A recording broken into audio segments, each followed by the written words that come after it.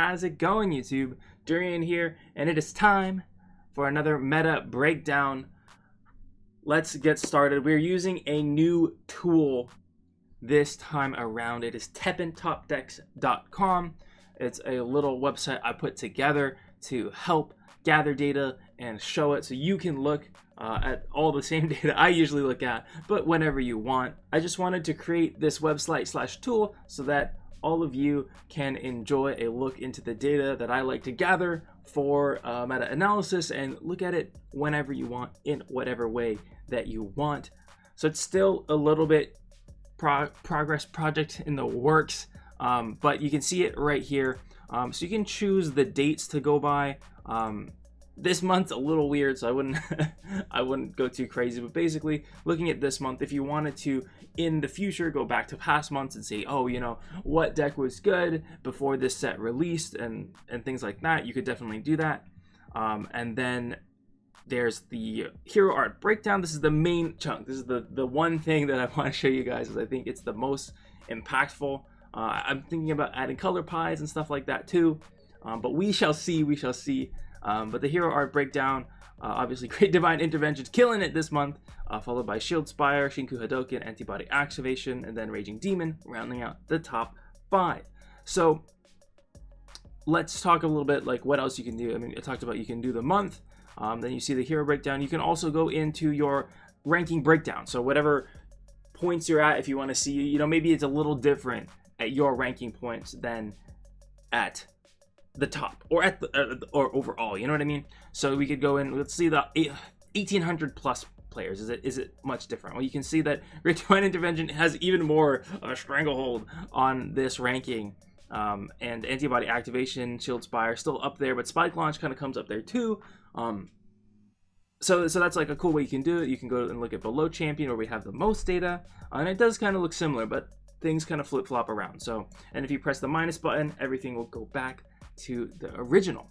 So I'm really excited to share this tool with all of you. I hope that you can use it and enjoy it. And if you'd like to help out gathering data, you can go over to the data submission page, which shows you how to do it. Basically, while you're playing Teppen, just take a screenshot that looks like this, and then you can go to the file, Dropbox submit. You can submit them all at once. You don't have to do it one by one. So if you're playing, you know, a streak of Teppen, just screenshot every time, and then you can go over here and add them all at once. And then it'll upload in like the next day, and then you'll get to see those results happening. So we'll go back to the main screen. It does take a little bit to load, so be aware. Before I show you guys some decks of these top decks, the Great Divine Intervention, the ShieldSpire, Shinku Hadoken, which is basically I'm just lumping with Great Divine Intervention and Antibody Activation, I wanted to talk about some disclaimers on the data, because you can see record count. That basically means that's how many data points we have. So in the 1800 plus, there's only 24 points of data. So that's only going to be 24, making up what you see on this hero art breakdown. And so total, it's only like, it's like less than 200 points of data. And that's why I'd really like to get help, because the more data points we get, the more accurate this becomes. We can work on it together as a community and make this even more awesome, because I can't do it alone. And here's where I have to shout out Luzon Nexus, because he has helped so much with this data pool for this month. Just with Christmas coming up and the holidays, I haven't been playing quite as much, so I haven't gotten the amount of data that I would normally like to get, and he's helped so much, just like help support in that aspect, so we have a good chunk of data to show you all. So thank you so much, Luzon. I really appreciate that. You have no idea. So going forward, I hope that more of you can jump on and help out as well, and we can get this looking as representative as possible. And of course, I'm going to be submitting a lot of data myself, so don't you feel like I'm just using you because I don't want to do it. Like, what must be done must be done. So with all that said, definitely check out Teppen Top Decks. It should be constantly updating throughout the next month, the next meta, and for many metas going forward. So let's check out the top decks of this meta, this month, the final month of Tales of Amaterasu. Great Divine Intervention is our first one. Obviously, the deck this whole meta, like the past like 3 months, this has been the deck 18% of all decks are Great Divine Intervention decks. Surprise, surprise. This deck has evolved a little bit, but the mainstay of the deck is simple. Play a lot of growth units and buff them with Great Divine Intervention. We've got a lot of great new tools in here like Isin, Hayabusa, and new techs added to like Great Ragi, which is just a fantastic 3-drop. It helps you deal with a lot of other threats. And of course, you're building up Grizzled Veteran, which gets +1 damage every time you get a growth level. So this can go up to like, I've seen like 15, and it's crazy. You get so much damage out of this card and just overwhelm your opponent with board presence, board pressure. So here's the QR code if you want to play this version. I did get it from one of the World Finals qualifiers. A lot of them posted their deck lists on Twitter, so you can search TEPPEN WC 2020 or hashtag TEPPEN WC 2020, something like that, and you should be able to see a lot of the World's competitors lists. And I'm hesitant to talk about World's lists because the tournament format is different than ladder, and we'll talk about that a little later on in the video if you want to stick around for that, just because there's some surprise picks out of the Worlds I just wanted to touch on, and I think they might pop up a little bit more in this last week because everyone's going to be wanting to try out what decks killed it on the World Championships. You know what I'm saying? You know what I'm saying? So this is Great Divine Intervention, the deck to watch out for. We'll see if it sticks around. So I'm interested to see that, and I'm excited for Teppen Top Decks existing so that I can go look back at that without like having to go through like a bajillion Excel sheets. So the second most popular deck is going to be ShieldSpire, and third is Synchro Hadoken, but we're going to lump that up with Great Divine Intervention. So Antibody Activation is going to be the third. Let's take a look at some ShieldSpire and Antibody Activation. Let's take a look at a ShieldSpire and an Antibody Activation deck and see what's going on in those decks and give you a little QR code. So here you go. This is a Felyne deck, very similar to one I've been using. I did take this one from the World Championships too, just because it was so similar, and I feel like the World's qualifiers players have probably tuned their lists a little bit better than I've tuned mine. It's a heavy action list using some Felyne and Layer to get some MP boosting, but it's going to rely on those heavy threats like Huitzel and Killer Bee Kami to kind of push out the game and finish those games off. And you've got Felicia, which is a nice anti-control tech. So if your opponent wipes your field, whether they're Great Divine Intervention or they're a black control deck, with just 6 MP getting you a full field of 2 5s. And if you put the full field, it actually makes them essentially 2 cost 2 5s, which is really, that's a good investment. So Felyne has been great. This deck, again, I played a similar version. I really enjoy it. I think it's very strong. So you should try it out too with this QR code. So leave that up on the screen. I think this is a fantastic deck, especially if you enjoy green. It's super good. And you just use ShieldSpire to either protect your MP boosters or your threats so that you got time to finish the opponent off before they die. For our third most popular deck, it's going to be Antibody Activation. This is really interesting because last month, and I wish we could have shown it, because last month I think Antibody Activation wasn't super popular, but Virus like had record-breaking numbers with Antibody Activation, like performed out of this world with it, got first place on a ranked ladder, and everyone's like, oh snap, Antibody Activation. So a lot of people are picking this deck up more, and you saw it a lot in the World Championships. It didn't do quite well. You might have a talk with Chris D about how he thinks it's not a good tournament deck, and that goes into why tournament is different than ladder, which will be the next segment. Virus made a third of the dudes run Jill? Yes. 11 people got baited into bringing a bad tournament deck. So until then, check out this Antibody Activation deck. Here's a QR code. Basically, you're just trying to get your explorers up. Antibody Activation has probably the highest peak, the highest high roll with legendaries.